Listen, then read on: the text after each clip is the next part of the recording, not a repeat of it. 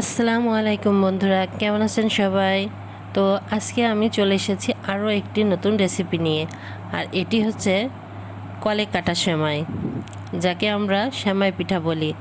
আগেকার দিনে কাঠের তৈরি মেশিনে এই পিঠাটি সবাই কাটতো, আর এটি কলে কাটা পিঠা নামে পরিচিত ছিল। আমাদের ঝিনাইদহ এবং চুয়াডাঙ্গা জেলায় এই পিঠাটি খুবই জনপ্রিয়। তো পিঠাটি তৈরির জন্য আমি প্রথমে চুলাতে আটা সিদ্ধ করে নিয়েছি। এরপরে মেশিন সেট করে আমি অল্প অল্প করে আটা দিয়ে পিঠাটা তৈরি করে নেব।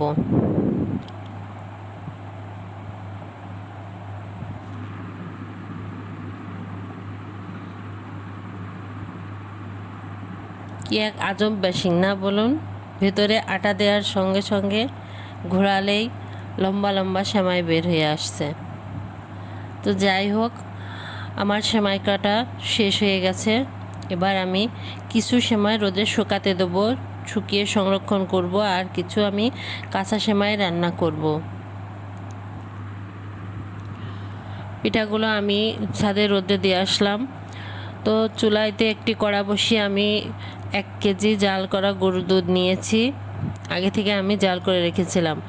এর ভিতরে তেজপাতা, এলাচ, ডালচিনি এবং খেজুরের গুড় দিয়ে দিলাম। খেজুরের গুড়টা সিজনের সময় আমি ফ্রিজে রেখে দিয়েছিলাম।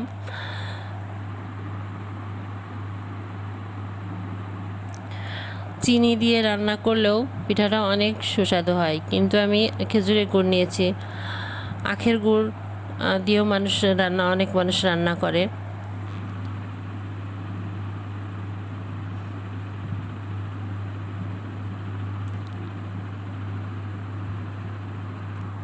এবার আমি পিঠাগুলো দিয়ে দিব।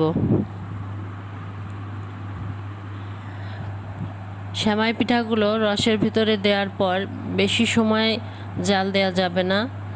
মিডিয়াম আছে 2 থেকে 3 বার ফুটে উঠলে পিঠাটা নামিয়ে নিতে হবে, তা না হলে একদম আঠা আঠা হয়ে যাবে, খেতে ভালো লাগবে না।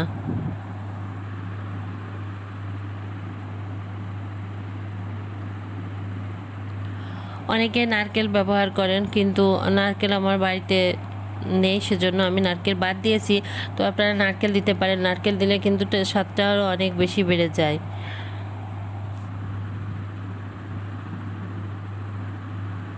রান্নাটা প্রায় কমপ্লিট হয়ে এসেছে।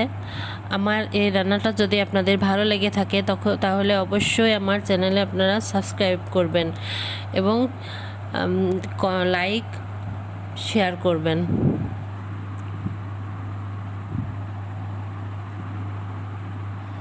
আজকের মতো এখানেই রাখছি। আল্লাহ হাফেজ।